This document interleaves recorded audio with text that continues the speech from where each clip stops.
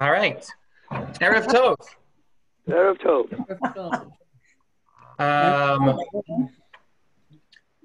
the title of tonight's class is Living a Jewish Life, Shabbat. It is a 3-session course. This is the first of 3. The other 2 will be next Thursday and the following Thursday, the 12th and the 19th. While they are all of a piece, they are also standalone. So if you come to this one and can't make the next one, do come to the last one. And if you know of other people who want to come, tell them that they're welcome, even if they didn't come to this one. The topics of these classes, this is Living a Jewish Life. We're going to do Shabbat tonight, Kashrut next week, and Tzedakah in 2 weeks. So I've been the rabbi here at Agudat Achim for a little over a year, and regularly people tell me that they love coming to shul, they enjoy the sermons, they like the community, they like the catering, but they feel like they have gaps in their knowledge of Judaism. And they feel a little bit like imposters. I come to shul, but I don't know enough. And I do feel that since I hear this from everybody, or from a lot of people, I feel that we all share, or many of us share, this feeling of, wow, Judaism has so much knowledge that you have to know, and it's so hard to hold on to all of it, to grasp it all. And so I shared with the Adult Ed Committee that I'd been hearing some of this feedback, and I said, you know, I'd really like us to do some sort of introductory level or classes. But the thing is, it's not just an introduction, because a lot of the people who shared this with me are not people who don't know anything about Judaism. They're people who keep Shabbat or keep kosher, but who don't necessarily know why they do it, or who did it because their parents do it, but missed the day in religious school where they talked about it, or would like to know more about some of the theory or the background. So we came up with this theme, back to the basics. And we're going to be doing a lot of back to the basics programming over the course of this year. The adult ed, that's going to be the theme that runs through much of the adult education programming this year. Obviously not all of it, right? We're doing this class with Sandra Lawson about race and racism in the Jewish community. We're doing topics related to Israel and the religion and state and how to be Jewish and democratic in the state of Israel. So it's not like all of our programming is going to be on a back to the basics theme. But in addition to this 3-session course called Living a Jewish Life, we're doing a back to the basics learner's minyan, which we've already had one of, which was this past Shabbat. And if you didn't come, there'll be another one in November. And also it's on our website on the adult education page, the recording of it. So if you missed it, you can go back and watch it. And we're going to do an Introduction to Jewish History survey course, which is going to be a 6-session intro to Jewish history. That's going to be this back to the basics theme. We're going to be doing a course on Jewish life cycle events. We're going to be doing a course on the Jewish calendar. There will be opportunities to learn Hebrew. There's going to be a course on how to deliver a Dvar Torah. And there's going to be more that is connected to this idea of going back to the basics. And so stay tuned and stay alert for these opportunities. And one other thing which was suggested in the adult education meeting this past Tuesday night, and which has already come to fruition, is if you think of a question that if after one of these back to the basics classes, you still have a question that is lingering for you from the class, and you send me an email with that question, I will not only respond to it as part of this back to the basics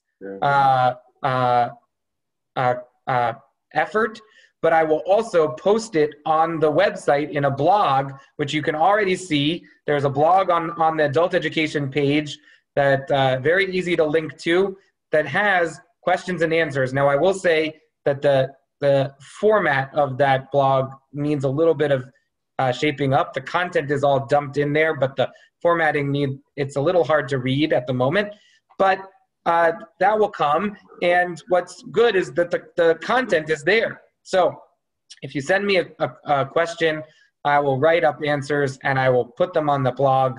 And so in that way, we can continue the conversation even after the class is over, and we can all feel like we're participating in this conversation of learning about Jewish life. And so my goal, expressly for this class, I really hope that you come with questions and that you come with curiosity, and that, I've prepared some materials about Shabbat, but I'm also hoping that this class is guided by your questions and your interest. Also, this class and all of our Back to the Basics themed classes are also open to and explicitly for Jewish learners of all stripes, as well as people of no tradition or of a different tradition, of no faith or of other faiths, who are members of our community or who are just interested others who would like to also learn about Judaism at a basic level. And so if you know anybody who fits into that category, feel free to also invite them, especially if they are members of our families, our communities, and our broader Agudat Achim community. I have just placed into the chat a link to a PDF of the source sheet for tonight. I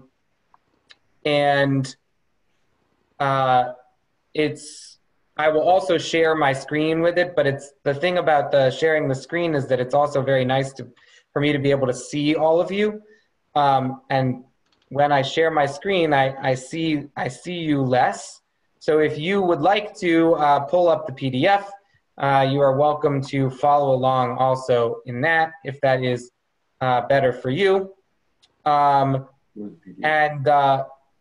We're going to jump into our topic. So tonight's topic is Shabbat. And I wanted to start with Shabbat because to me, Shabbat is sort of the greatest gift that Judaism gives us. When people ask me, what is a spiritual entry point to Judaism? How can I get invested? How can I get involved? How can I connect more to my Jewish identity? I tell them, well, what is your Shabbat practice like? Let's talk about that, and let's think about how to make a Shabbat practice that takes a step toward more Jewish connection, more Jewish involvement. So we're going to jump into the sources, but before we do, I would just love to spend a couple minutes inviting the people who are here to share with the class, if you'd like to, why you're here and what one question you have about Shabbat is. So I'm just going to give everybody a moment to think. Well, I'm here because I want to hear what you have to say. When do you want the questions, Rabbi? Sorry, Murray? Yes. When do you want the questions? I'm just giving you a moment to think, and then we can go around. I'll call on people if you'd like to say what you're hoping to get out of this class, and if you have a question, one question that you have. All right, so let's start. I'll just go around my screen. I have Gary at the top right. So, Gary. I didn't have a specific question coming in here. I guess I'd like to know how I get my extra soul. Nice. All right. Great. It comes automatically, doesn't it? Maybe it's not that simple. Yeah, I think we do have a text that connects to that. Edith. No questions? Not directly. No, not on Shabbat. All right. Well, I'm glad you're here. Let's see. Steve. I'm always interested in these things, partly kind of to see what the community's questions are, but also because my education in these things has not been systematic, to put it mildly. Extensive, but not systematic. So I know there are always gaps, and I'm always curious to see if I can get one of those gaps filled up. Don't have a specific question, though. Okay. Marcia. Oh, nothing specific now. But... Okay. Marie? Well, what I hope to get out of the course, today's class, is how to enhance my Shabbat observation in a fashion that allows me to feel comfortable and at ease on Shabbat. And my question is about the use of battery-operated devices. Okay. Do you have a specific battery-operated device? Oh, well, let's say a flashlight, or for that matter, a telephone, or an EV, and an electric vehicle. Any of those, doesn't matter which ones. It's the concept, how to approach it, and whichever way the decision goes, the rationale for it. Okay.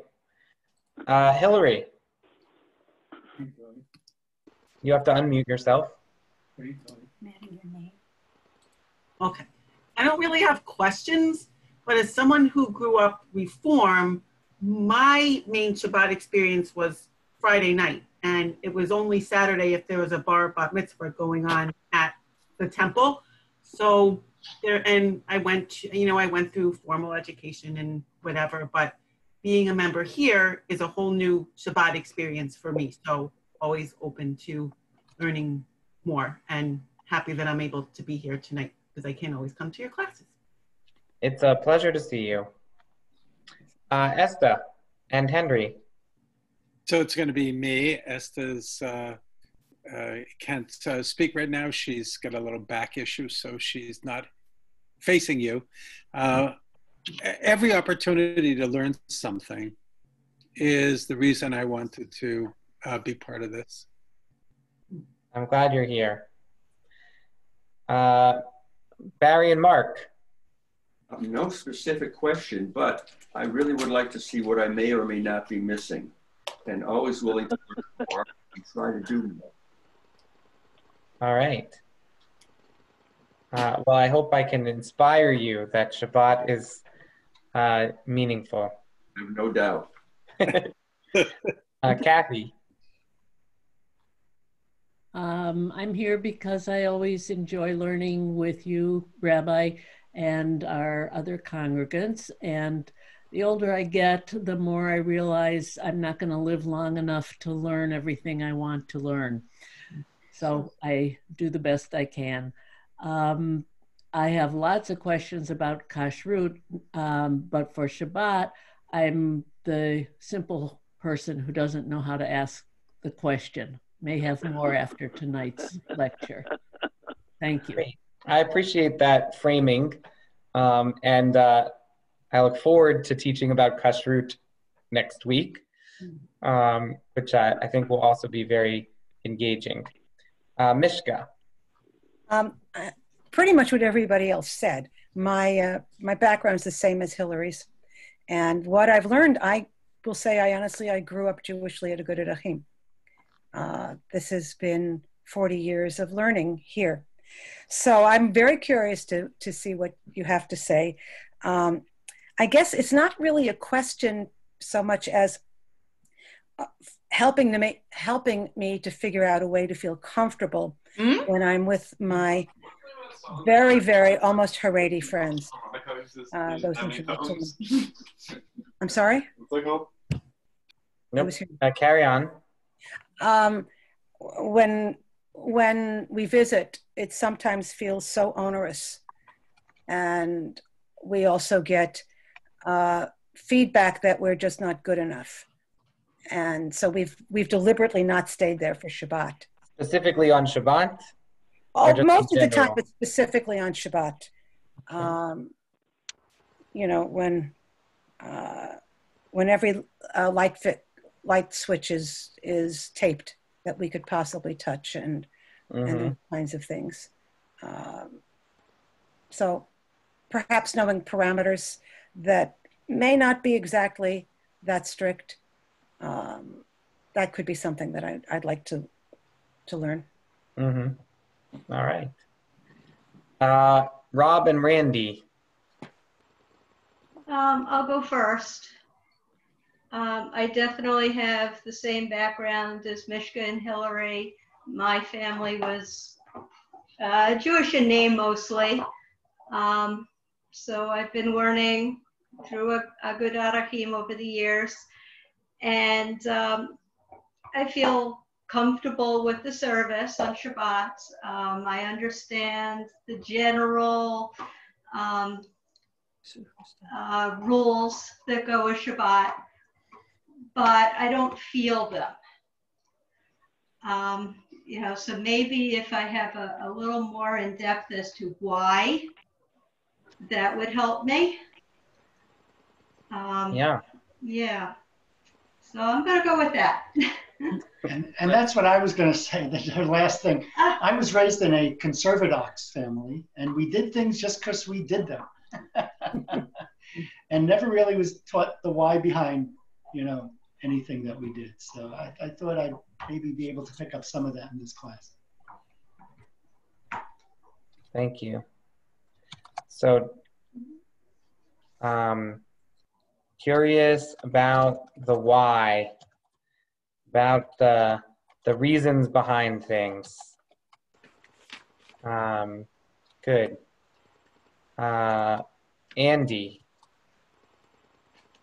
Yeah, I'll expand on what Rob was saying. Yeah, by having greater knowledge and understanding, it helps bring meaning to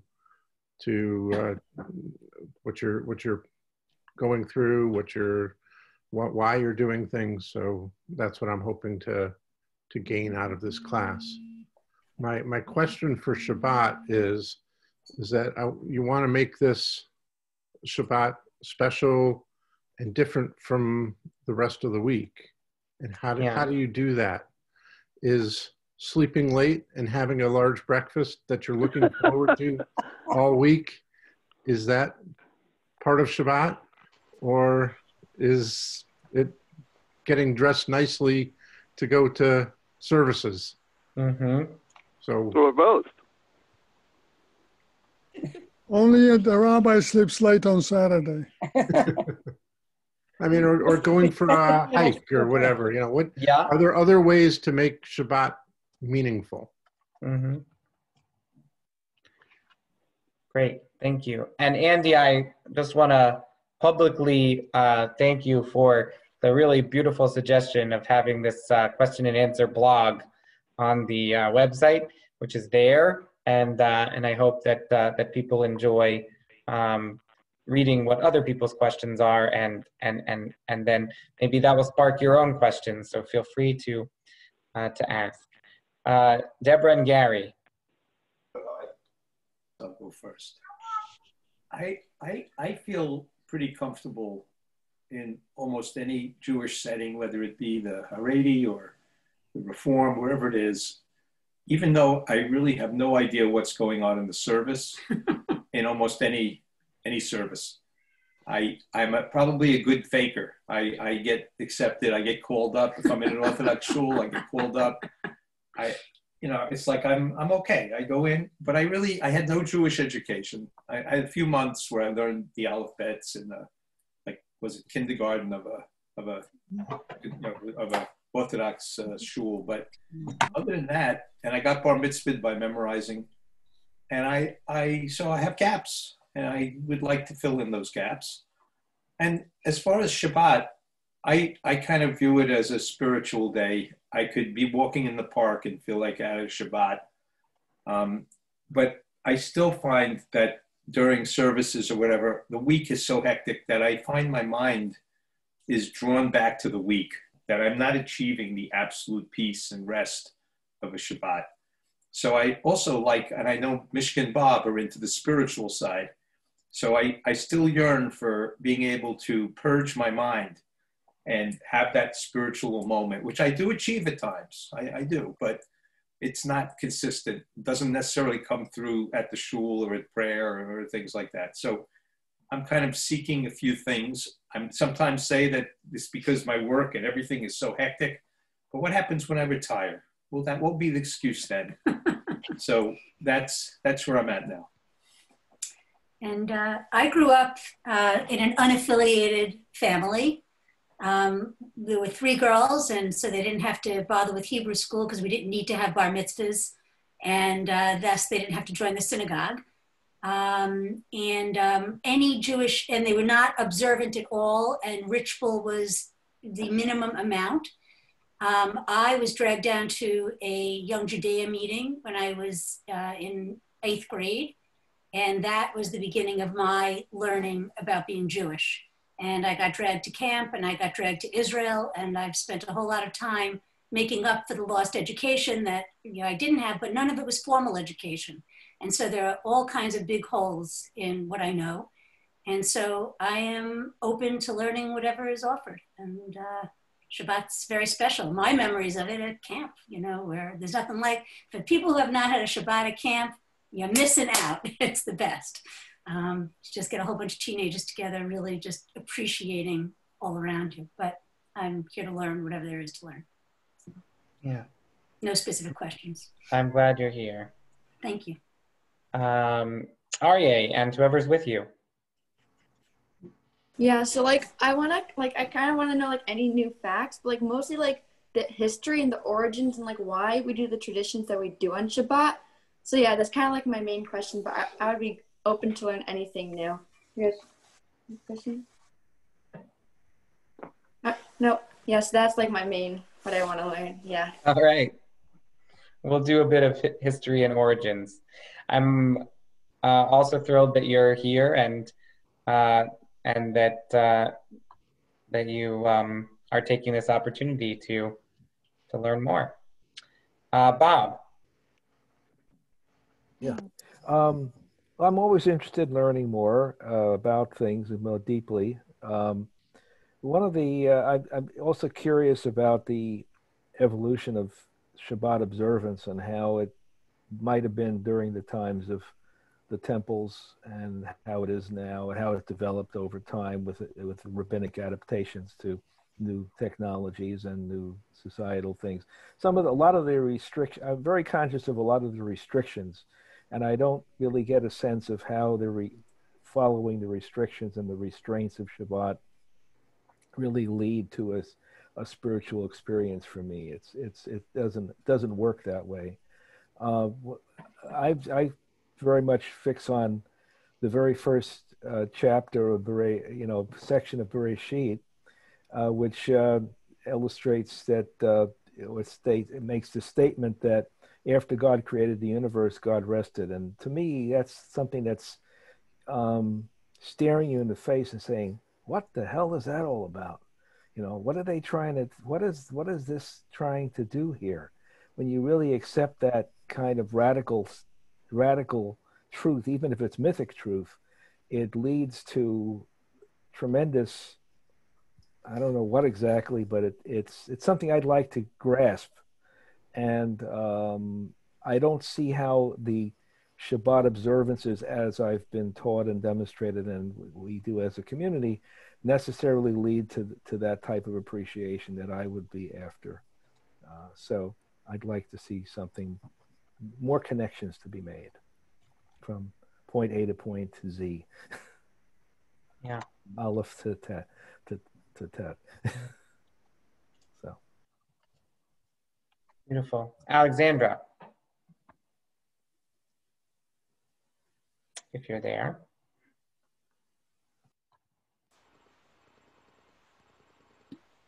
Yeah. Oh no, I know. I hear. I just unmuted, honey. Oh, I don't have a whole lot of specific questions. I think one of the things I always think about is how do you make Shabbat special and a day apart and a day that's distinctive and a day where you have time to rest and to learn without killing yourself first. Because simply getting ready for a Shabbat where you can let go of other things usually means that you had to make sure that other things got done before Shabbat began. And obviously, tons and tons of people do this. However, there's always the balance between lowering your standards to what you think is, to what you can do and to what you think would make the day lovely. I mean, example, I really like to have homemade challah. When you work full time, that's not easy. You know, there are ways to make it happen. But, you know, another issue is I don't like to use electronics on Shabbat at all because I make my living with a great deal of electronics. But my family lives 3,000 miles away. If my family calls me on Shabbat, I'm talking to them. So there's always just trade-offs and balances between what makes the day meaningful to you and what is in your mind appropriate observance and not making yourself crazy either. So for me, there's a balance. If I could simply pick a rule and say, okay, you don't use the phone, stam, kacha, we're done. That would be simple, but it would probably also diminish the quality of my life. So there you have it. It's just it's a balance seeking sort of thing for me. Yeah. And Mendel. I grew up in a little different circumstances. I lived in a very Jewish neighborhood in New York till we came to Schenectady, the desert. And we belonged to an Orthodox synagogue, which we didn't attend very much because they didn't have a rabbi. And it was only during high holidays. But we had a kosher home and a religious atmosphere in the American sense. I think my major changes came when I was 13 and started to go to Agudat Achim. And my brother and I walked with the rabbi and sometimes his wife and his parents to shul on Friday night and Saturday morning. And that Rabbi Wise, had a tremendous effect on me. I went, I think the other big time was when I started going to Israel, where I have to celebrate Shabbat in a different way. And I enjoy what I do now. Yeah, thank you. Great. Well, it's, I hope to get to many of the specific questions that people asked over the course of the next 45 minutes to an hour together. And I also hope that we learn something about origins, history, customs, spirituality, practices, and some practical stuff, and maybe some stuff that we didn't already know. And we're going to start by looking at two biblical sources for Shabbat from the Ten Commandments. The Ten Commandments in the book of Exodus and the Ten Commandments in the book of Deuteronomy. And if you're not following along on our sheet, you can find those in Exodus chapter 20 and Deuteronomy chapter 5. So let's see. Hillary, would you read for us Exodus chapter 20. Remember the Sabbath day and keep it holy. 6 days shall you labor and do all your work, but the seventh day is the Sabbath of the Lord your God. You shall not do any work, you, your son or daughter, your male or female servant, your cattle, or the stranger who is within your settlements. For in 6 days the Lord made heaven and earth and sea, and all that is in them. And he rested the seventh day. Therefore, the Lord blessed the Sabbath day and hallowed it. Great. Marcia, would you read for us from Deuteronomy? Observe the Sabbath day and keep it holy as the Lord your God has commanded you. 6 days shall you labor and do all your work, but the seventh day is the Sabbath of the Lord your God. You shall not do any work, you, your son or daughter, your male or female servant, your ox or your ass or any of your cattle, or the stranger in your settlements, so that your male and female servant may eat as you do. Remember that you were a slave in the land of Egypt, and that the Lord your God brought you out from there with a mighty hand and with an outstretched arm. Therefore, the Lord your God has commanded you to keep the Sabbath day. All right. So let's start by just together listing some differences between the commandments, right? Both of these are the fourth commandment from the 10 commandments. Both of these are the command to keep Shabbat, but there are significant differences in these two paragraphs. Who wants to name one? Just call out. Rabbi? Yeah. The Exodus says the Lord rested. Deuteronomy does not say that. Great, right? In Exodus, it's God resting. In Deuteronomy, it's you and your workers have to rest. All right, good. What else? Tying it into the Exodus and being a slave in Egypt. That's Great. not mentioned in Exodus, but it is mentioned in Deuteronomy. And so Exodus says the origin of Shabbat is creation, and Deuteronomy says the origin of Shabbat is the Exodus. Okay, other comments? Remember versus observe. Great, the first word is different. Both have the injunction to keep Shabbat holy, but the Exodus text says, Zachor et Yom HaShabbat l'Kadisho, remember the Sabbath day and keep it holy. The second text in Deuteronomy says, Shamor et Yom HaShabbat l'Kadisho, observe, guard, keep the Sabbath day and keep it holy. So, and what is the difference between to remember and to observe? Great. Other differences. In Exodus, he talks, in both of them, it talks about nobody shall work, but in the Deuteronomy one, he emphasizes so that your male and female servant may rest as you do. Yeah. Great. In the Exodus version, at the bottom, Shabbat is something that God does. God blesses the day and makes it holy. But in the Deuteronomy version, you are commanded and you have to be the ones that make Shabbat. Great. Great. Any other thoughts? The Deuteronomy version has always made me think that Shabbat was a recognition that slaves don't get a day off. Great. Or actually, Deuteronomy reminds us that the social innovation of Shabbat is also an economic innovation. That in fact, before the Mosaic text, before the Torah came into the world, it was very, very, very rare that a person, a laborer, say a person who took care of the fields in ancient Egypt, right? The Nile irrigated the field, and you were the farmer of the field, right? You worked every day.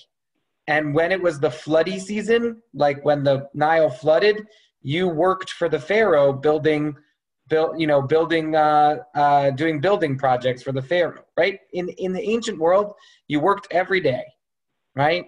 And Shabbat, the idea of a weekend, the idea of a day off from work, right? That wasn't a holiday, but that was a weekly occurrence. That was an innovation of Jewish religion in some way, or Mosaic text. Great. It's no surprise that the founders of many of the unions in the States were Jews. Yeah, right. So, right, the Exodus text, the Deuteronomy text, which couches Shabbat as about workers' rights, right, is a text that can be very motivating for many folks who are interested in workers' rights. Deborah and Gary. The word work, the definition of work. If you're a laborer all week, you're working and schlepping or whatever you're doing. On the weekend, you want to paint. You want to create something. But the Shabbat prevents you from painting, the way we define it today. Where is that definition of work and not work? Great. That's a great question, and we're going to come back to that. We're not there quite yet, but we are going to come back to that. And I'm just going to type it into the chat so that I remember what is work. Henry, I keep reading your name at the bottom and getting confused. Henry. I'll switch it. Exodus seems celebratory. God did this, and we're celebrating that the world is created, and we rest on the seventh day. In Deuteronomy, I find that it seems like I feel a little guilty. God, look what God did. He took you out of slavery and took you out of Egypt, and therefore, that's what I say. No. Yeah, right. Maybe we might say in Exodus, Shabbat is an intellectual activity.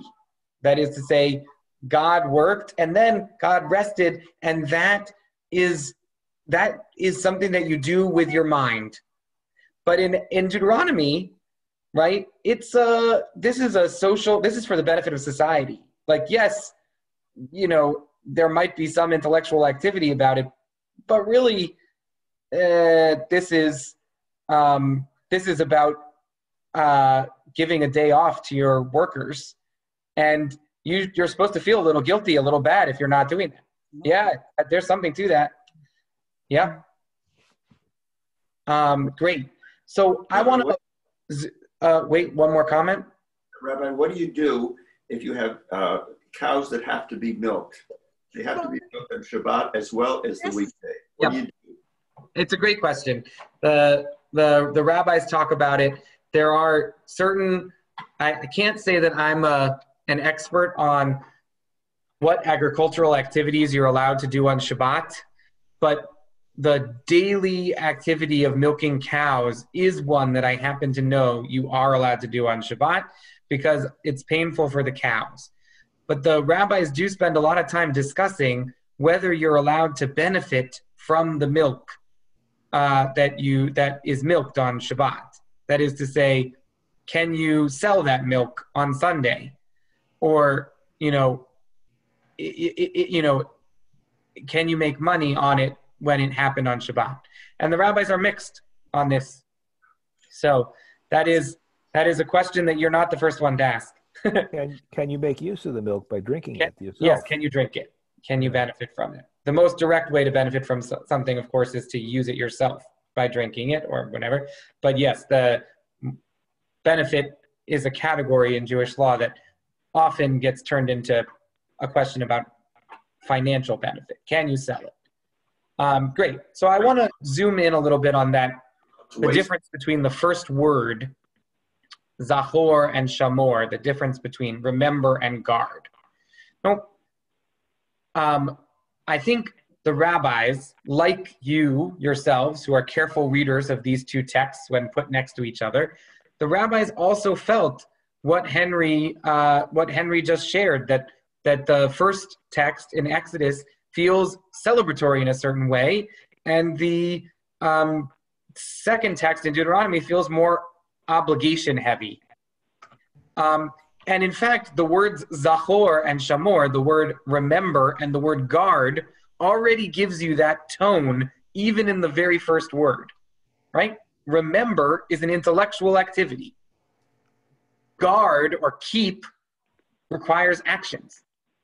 So the way that we sort of think about this in Jewish tradition is that zachor, remember, refers to all of the positive commandments of Shabbat. And shamor, guard, observe, keep, refers to the negative commandments of Shabbat. What do I mean by positive and negative commandments?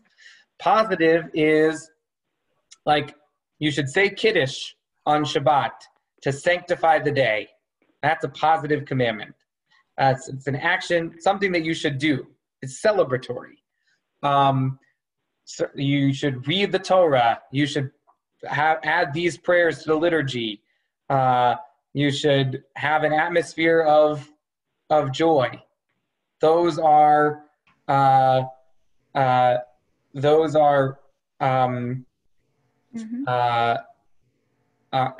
positive commandments related to Shabbat. Shamor, observe, connects to the negative commandments, like don't do melacha, don't do labor, don't do work, don't pick up sticks, don't kindle fires. Oh, those are the negative commandments of Shabbat, the restrictions.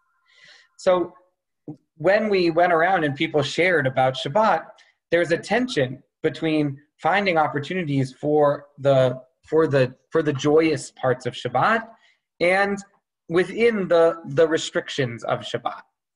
I like to think about this in terms of a metaphor. And I wrote it down so that I would be able to do it right. So I'm just going to find it.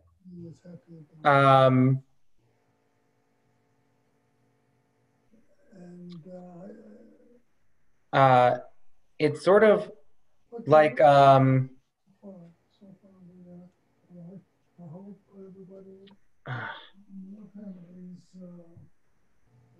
maintaining the distance and keeping healthy. All right, I'll tell her. Thank you very much for it. Suppose. You too. Thank you. Bye-bye. Suppose I invited you to spend an evening with me. Okay, here's my idea. Let's go to a large, dark room, and let's just sit there. The lights will be turned out, so we won't be able to read. And we're not supposed to talk to each other. We're supposed to be as quiet as possible. And we're not supposed to walk around either. We're just going to sit. Nap. We're just going to sit in those seats for a couple hours. Sounds like fun? No. And then suppose I told you that, in fact, this is such a wonderful activity that they charge you for it, right? You're going to pay $8.50 each for the privilege of sitting in a dark room for 2 hours in silence without walking around. Sounds like going to the movies. Michigan gets it. All right, no getting up, no talking, no reading. I must be really fun for suggesting it. Okay, but then I'm going to share with you, oh yeah, the room I've been describing, it's a movie theater. Okay, and while we're there, there's going to be a movie shown on the screen. So if all you know about the movie is the restrictions, you can't walk, you can't talk, you can't look at your phone, you have to sit in the dark, then it sounds really terrible. The question is, how can we make in this metaphor, what are the parts of Shabbat that are the movie? That like our attention is drawn towards the restrictions. But everything that we are giving up on Shabbat is something that would distract us from the movie, right? Distract us from what we're supposed to be experiencing on Shabbat. If you walked into a movie theater with the idea that you were going to read a book with your flashlight, right, which is not allowed in movie theaters, or you were going to text friends on your phone, right, then you'd be missing the movie. And Shabbat is like that too. The Shabbat restrictions are the things that might distract us from the real purposes of Shabbat, from the miracle of our existence. When we, right, Shabbat is about focusing on who we are rather than on what we have or what we don't have. Shabbat is an opportunity to connect with our loved ones face to face, to give them the time and attention that they deserve, right? To allow our souls to be fully alive. Speaking of Gary's question about how do you get your second soul? You get your second soul by giving yourself the space to let your soul be fully alive. Can you imagine what our world might look like if we were all to spend an entire day allowing our souls to be fully alive? The rabbis of our tradition did imagine such a world.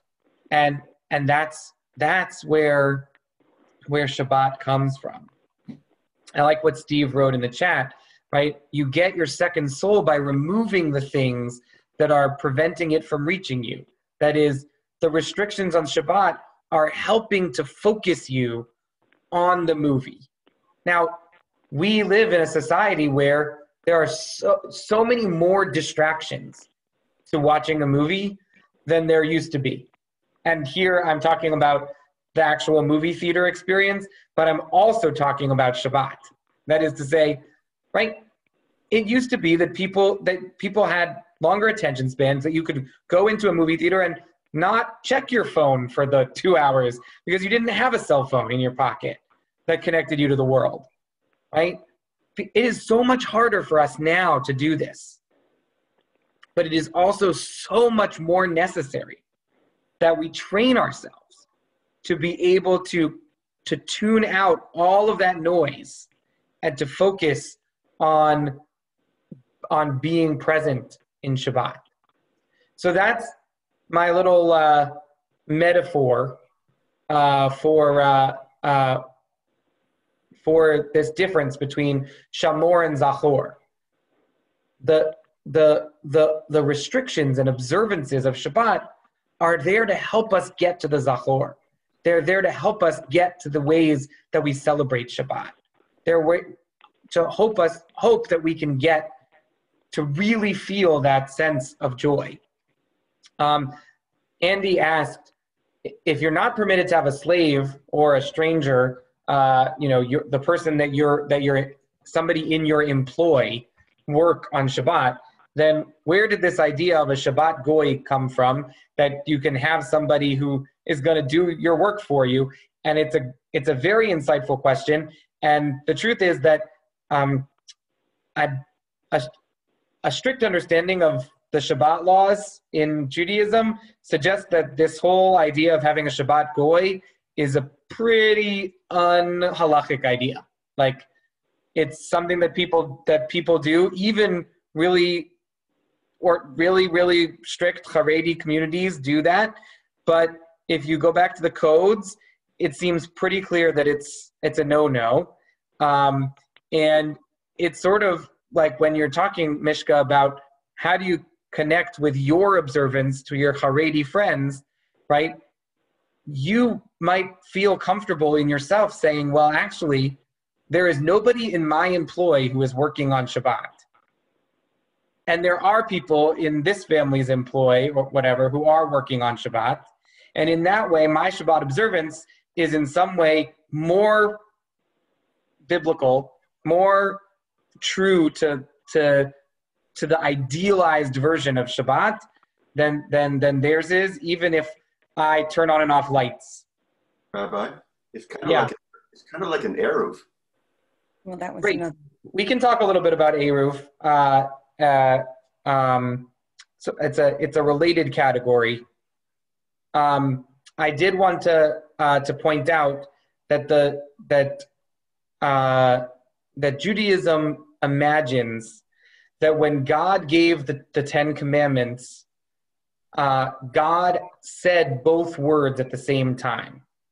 How could it be that how could it be that the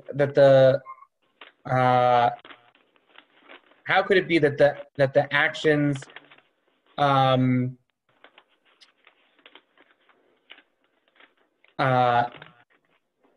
sorry, I lost my train of thought.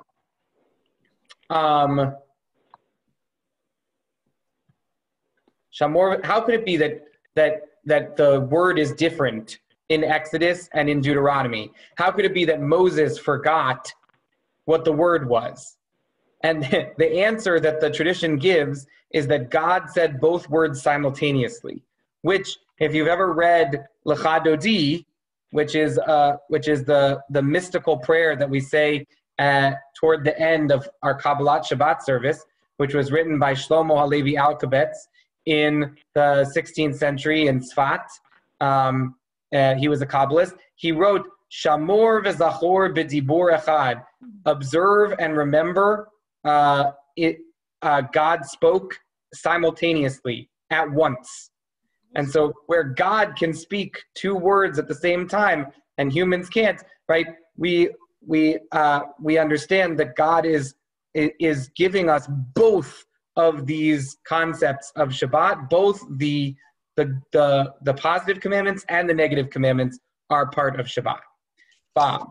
Well, I was just remarking that Moshe does this a lot and puts his own interpretations into things. Yeah, absolutely. And another so way to say you could look at it that way, or you could look at it that Moshe heard both words, even though everybody else didn't. But I think he does interpret, just like with, you should stay away from your wife for 3 days before the commandment. Another way to say it is the book of Deuteronomy is the first midrash. Yeah, or it's the Torah according to Moshe, whereas the previous 4 books was the Torah. It's the first midrash on the Torah. It's the first rabbinic literature. Yeah, and there's something to that. Alexandra points out that legal fictions like hiring a Shabbat goy, like having an Eruv, allow us to be more present and observe Shabbat. And without those things, we wouldn't be able to observe Shabbat. And that is absolutely the other flip side of it, no question about it. Alexandra, the question is, who is Shabbat for? If Shabbat is for the Jewish people, and Shabbat is a particularist experience that's about our relationship with God, then it makes perfect sense to hire non-Jewish people who are not obligated to observe Shabbat to help make our Shabbat observance easier, right?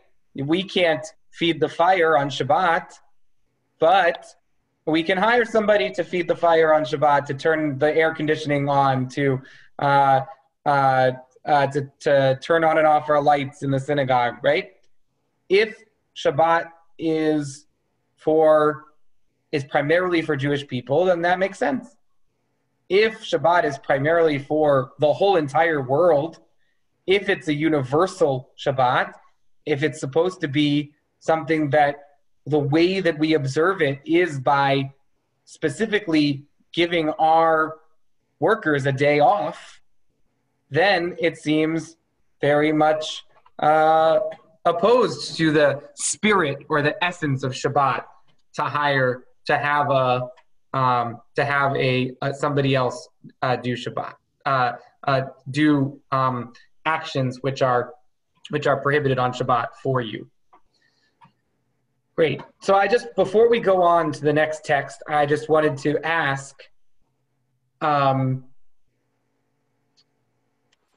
is do you have a personal feeling about what is about? Do you have a personal feeling about which the Exodus text or the Deuteronomy text is more compelling to you? Just think, like, are you more? Do you feel more connected to Shabbat as connected to creation? Do you feel more connected to Shabbat as connected to Exodus from Egypt?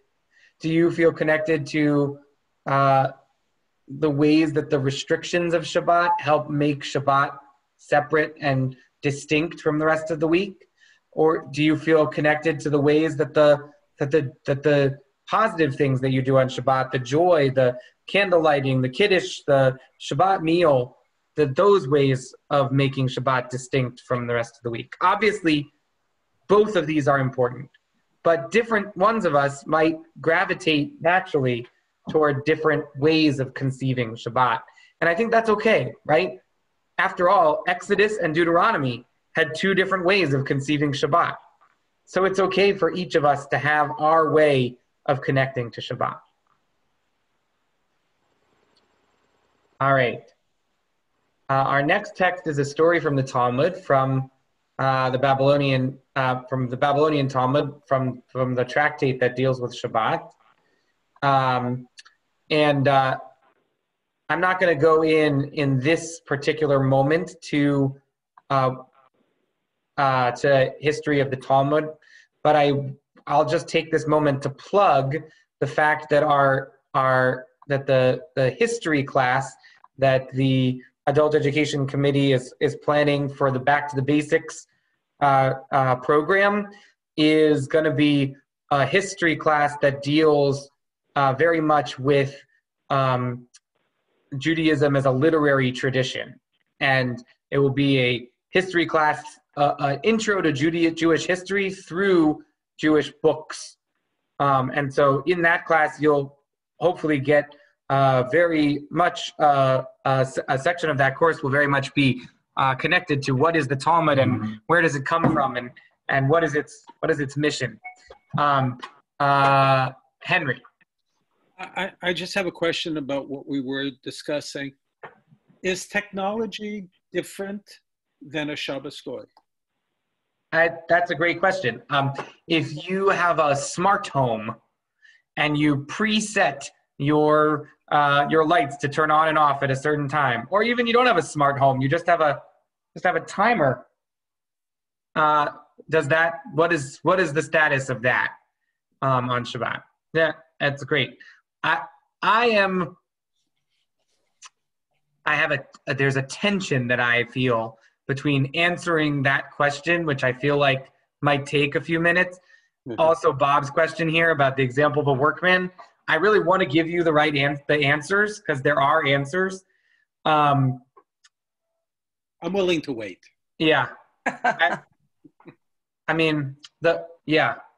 So I will just suffice it to say the Talmud has categories where the Talmud deals with exactly that kind of thing. They didn't have smart plugs or, computers that could turn your stuff on and off. But they did have processes which started before Shabbat and continued through Shabbat. And the question is, can you do them? And the Mishnah discusses it explicitly. So already 2,000 years ago, the rabbis were discussing that exact question. The same, by the way, Bob, with the workman who wants to paint on Shabbat. The traditional answer to that question begins with the question of what kind of workman is this? Is this a day laborer that you're paying for their work on a particular day? Or is it a contractor who you're paying for the job, right? And the rabbis understood the difference between a day laborer and a contractor. And in their parlance, they talk about it in agricultural terms. Is this a person who is a sharecropper or a or a field hand, okay? Because those are different.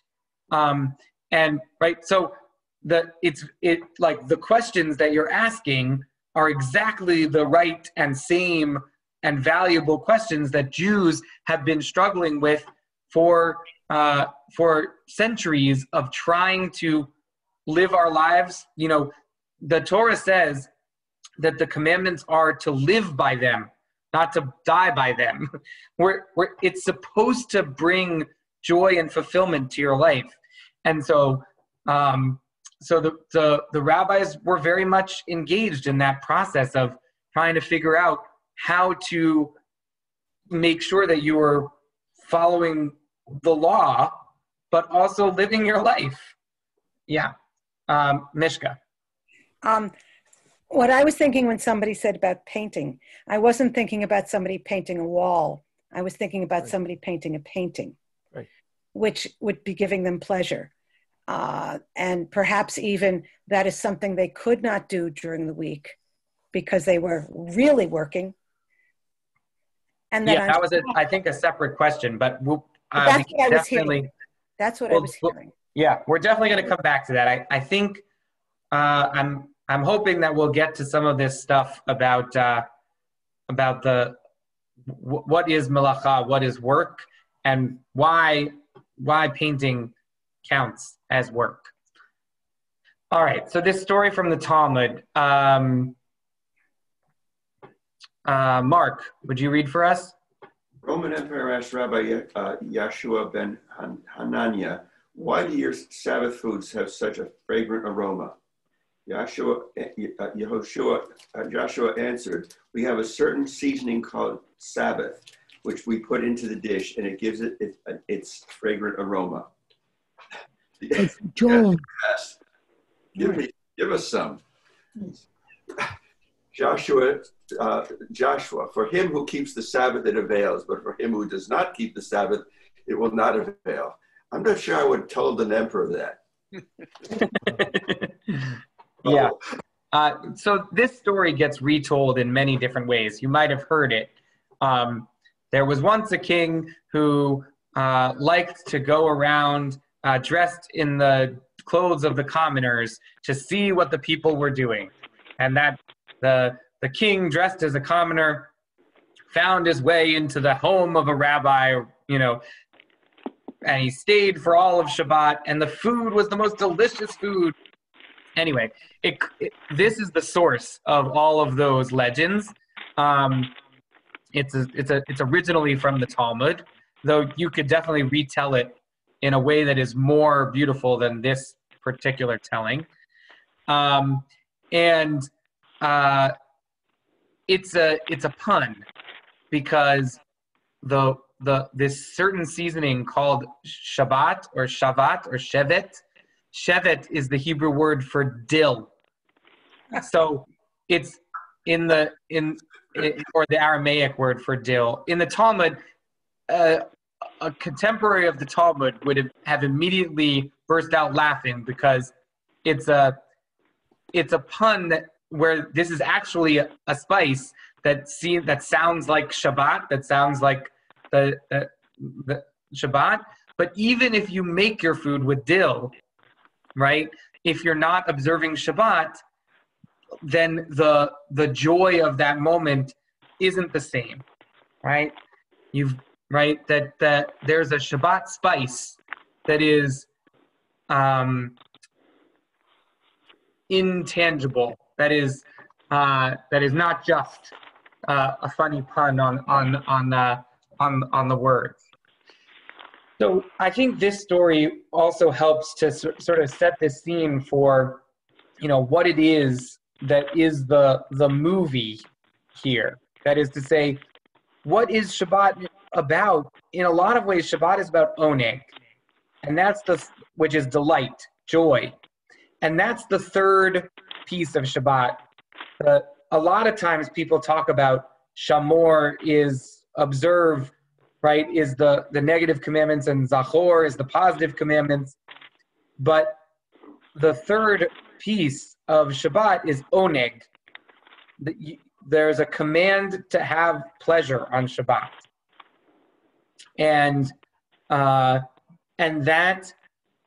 idea of having pleasure on Shabbat is an idea which then we say, okay, yeah, the Shabbat meal tastes good, not just because the food was prepared well, but because you are eating it in the context of this holy day.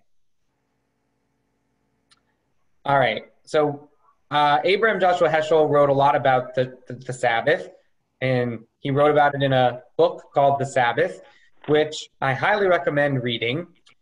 And I'm just going to read like one sentence of this, but I encourage you to buy Heschel's book, The Sabbath, and read it and reread it a third time. It takes some time to wrestle with it. One of the biggest, most often quoted parts of that book is that Heschel refers to Shabbat as a palace in time.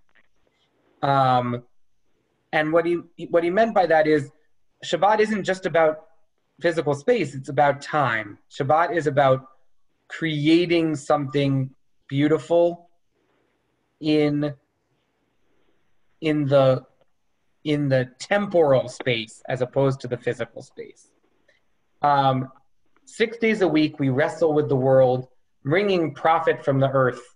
On the Sabbath, we especially care for the seed of eternity planted in the soul. The world has our hands, but our soul belongs to someone else. 6 days a week, we seek to dominate the world, but on the seventh day, we try to dominate the self.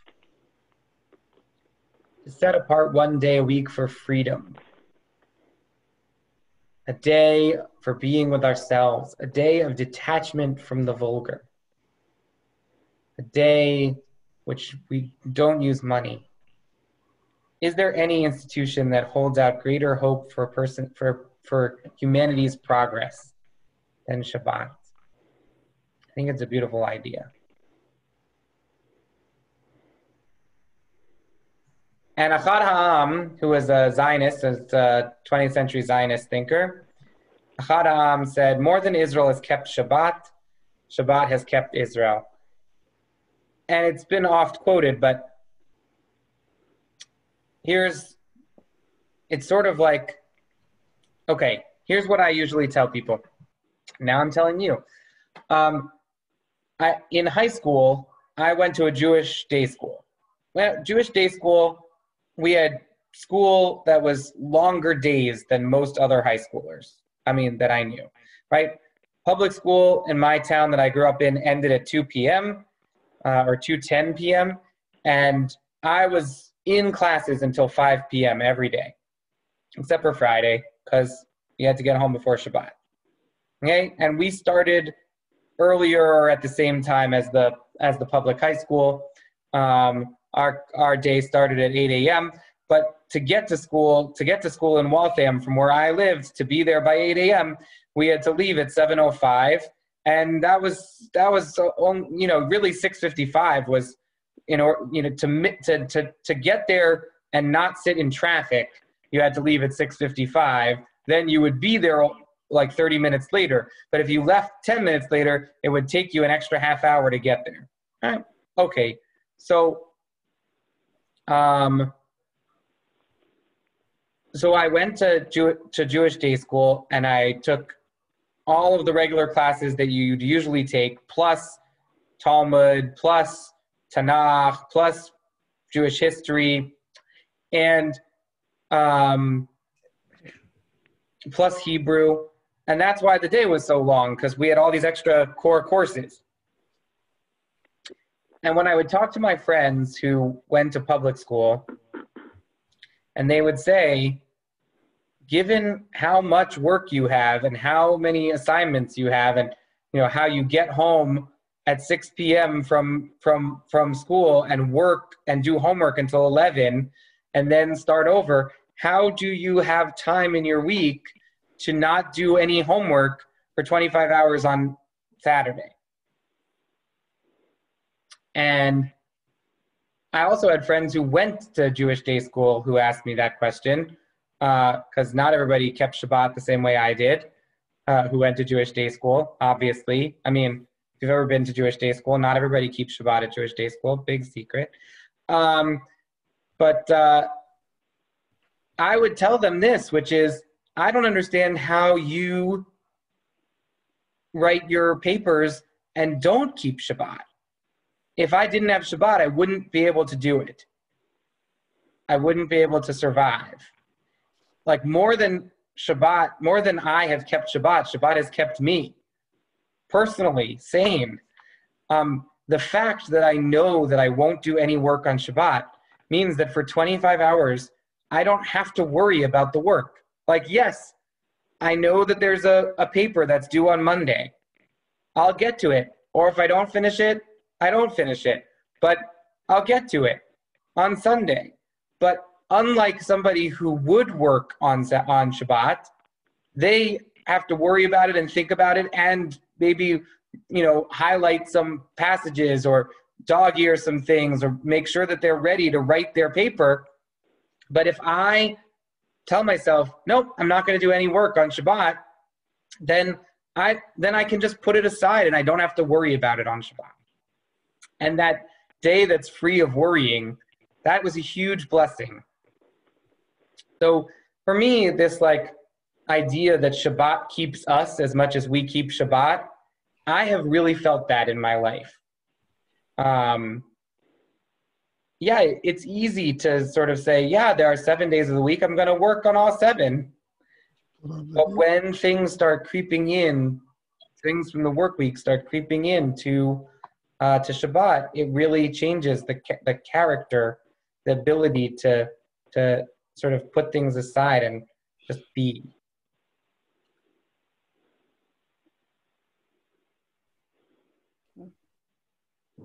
All right, I do want to get to this question of malacha, and we're getting close to the end. So let's quickly read this last text.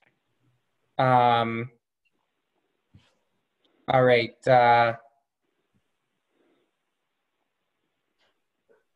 Aryeh, can you read for us? The primary labors are 40 less 1. All right, stop there for a sec. When it says the primary labors, the Hebrew is av milachot. And so milacha is the Hebrew word that means labor. And av, in this context, you probably have heard that word, it means father, but in this context, it means categories. But another way to translate it is primary. So the primary categories of labor, you might say, or the primary labors. And then there are lots of sort of secondary labors that are the children of the primary labors. That's why the word is av. The category encompasses many details. Henry. You have to unmute. In malacha, is the root word melech? No, the root word is not melech. It's a different root. Okay. Yeah. All right. So melacha is translated as work or labor. So the primary labors. All right. Ari, keep going. Are 40 less 1. Sowing, plowing, reaping, binding sheaves, threshing, winnowing, selecting, grinding, sifting, kneading, baking, sharing wool, bleaching, hackling, dyeing, spinning, stretching the threads, the making of 2 meshes, weaving 2 threads, dividing 2 threads, tying or knotting, and untying, sewing 2 stitches, tearing in order to sew 2 stitches. Capturing a deer, slaughtering or flaying or salting it, curing its hide, scraping it, cutting it up, writing 2 letters, erasing in order to write 2 letters, building, pulling down, extinguishing, kindling, striking with a hammer, and carrying out from one domain to another. These are the 40 primary labors less 1. All right. So what do you notice about these actions? Very agricultural. Okay, some of them are agricultural. Good. They had to do with the making of the first what became a synagogue. Okay, great. The tabernacle, the Mishkan in the desert. So, right. Yep. Many of these things had to do with building the tabernacle. That's certainly one way that the rabbis conceive of the concept of melacha. What about the way that I split them up? Yeah, Kathy. This isn't an answer. I was just curious of making of two meshes, weaving two threads, writing two letters. So you could write one letter. If you just write a single letter, in Hebrew there are no single letter words. So in Hebrew that isn't really writing. That's sort of just an accident. You have to write two letters to have a word. In English, we have single letter words, so I think shouldn't write any letters in English. But in Hebrew, you need two to have a word. But the same with with tearing or sewing. Like if you just do one, that's not really a process. That's just an aberration. Two of something is a process. All right, so I want to point out to you that the first several are all the process of baking bread. Mm-hmm. Okay, so it starts from the agricultural, from planting the seeds, and it goes through all of the processes in harvesting those seeds and grinding the wheat into bread, and then sifting and kneading and baking are part of making bread. So all of those are baking or cooking. Okay, the next ones, shearing wool, bleaching, hackling, dyeing, all of those have to do with producing clothing. The next ones all have to do with preparing food from animals. Well, yeah, some of those are the same, but that isn't the category. Writing a scroll of Torah. Yeah, writing. That is to say, all of these are how to prepare parchment so that then you can write. And then the last ones are sort of more, they are less in a category. But so we've got like baking, like producing food, producing clothing, producing writing scrolls, and then also building buildings, lighting fires, carrying. So it purports to be the 40 categories of work from which many come out, or the 40 less one, the 39 categories. But in actual fact, you could, it's just that there are 39, but they call 39 40 less one. In actual fact, you could actually say that there are 5 categories here, and many of these are all parts of those 5 categories. So, but what is the real broad category here? It's acts of creation. Melacha is not work the way that we scientifically define work. That is, force times somebody's science-y, force times effort, force times time, force times distance. Force times distance. Work is defined as force times distance, right? That is, the rabbis are not conceiving of work as things which are hard to do or things which take effort to do. They are conceiving of the category of melacha as acts of creation and destruction.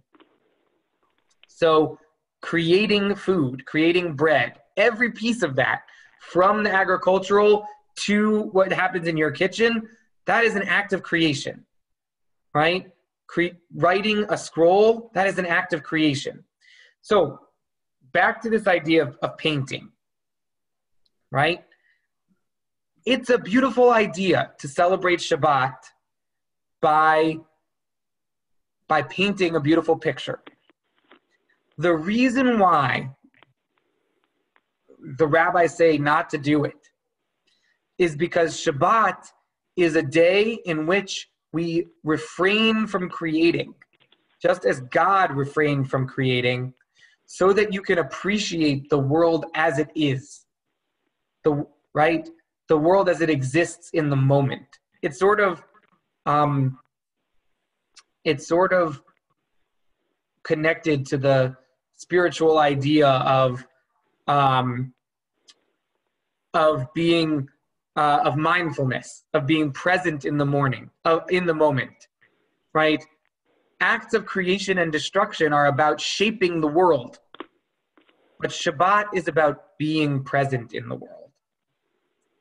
And so it's beautiful to want to spend time in your week in acts of productive creating, not just acts of creating that are connected to your job, but acts of creating that are connected to your soul. And Judaism wants to make space for that. You should do that. And perhaps Shabbat isn't the right time to do it, because Shabbat has a specific purpose, which is to refrain from acts of creation. What if you're playing music? It's not creating. So we'll close with this story from Brad Artson, who's the dean of the rabbinical school over at the Ziegler over in LA. Get me one candy. He says, as a rabbi in an American suburb, I am involved in helping non-Jews convert to Judaism. After extensive study, the final steps in the process are ritual immersion in a mikveh, ritual circumcision for men, and an interview before a board of 3 rabbis or 3 knowledgeable Jews to ensure each convert's sincerity and to determine whether each knows enough about Judaism to make an informed choice. One time, as part of the normal questioning, one of the rabbis asked the young woman to name her favorite Jewish ritual or holy day. Without hesitation, she said Shabbat. The rabbi then asked her to compare Shabbat to some physical thing and explain the comparison. After a moment of concentration, she announced that Shabbat is like a vacation cruise. And Alexandra, I think this goes to your question about how to balance preparing for Shabbat with Shabbat. Imagine, she said, taking a 24-hour cruise each week. Once on board, there are no chores because it isn't possible to bring any work on board. There are no ringing phones, no blaring announcements, no driving, no congested freeways, no deadlines.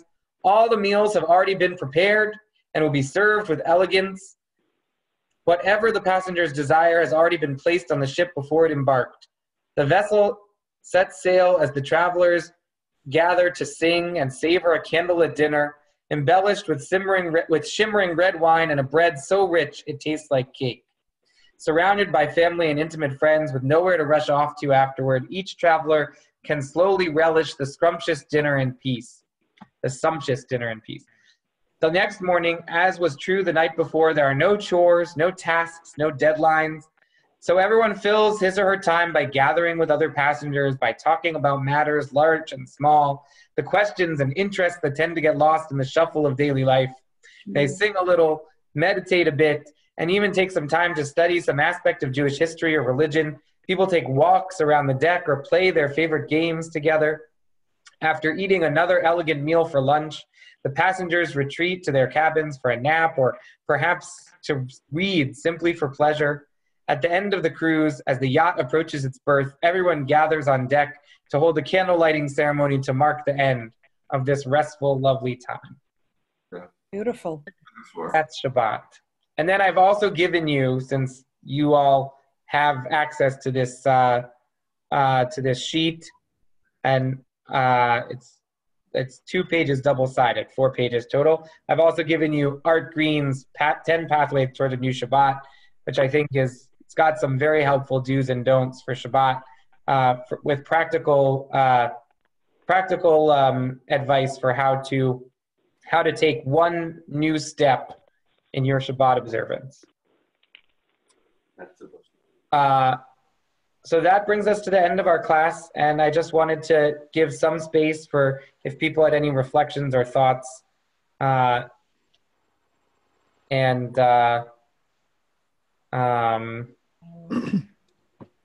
you're right. One of my practices way back in before the turn of the century, when I worked at an executive level, was when I didn't have to go in on a weekend for a meeting or work.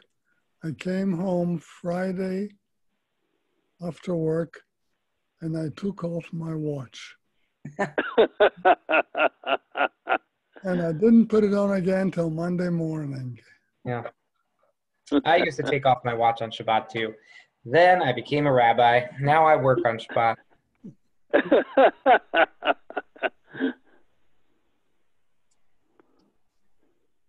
All right. I want to remind everybody that if you have more questions or ongoing, if things continue to percolate for you, do send me a note, and I will do my best to respond to every question I get.